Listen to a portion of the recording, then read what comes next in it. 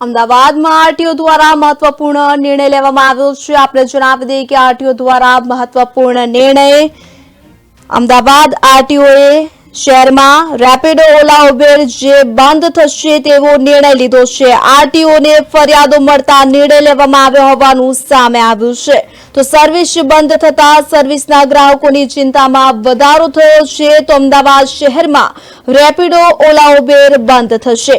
Ahmedabad RTO દ્વારા નિર્ણય લેવામાં આવ્યો છે। કંપનીએ ટુ વ્હીલર ચલાવવા માટેનું લાયસન્સ લીધું નથી, જેને લઈને આરટીઓને અનેક ફરિયાદો મળી હતી, જેને લઈને આ નિર્ણય લેવામાં આવ્યો હોવાનું સામે આવ્યું છે। તો અમદાવાદ શહેરમાં રેપિડો ઓલા ઉબેર બંધ થશે।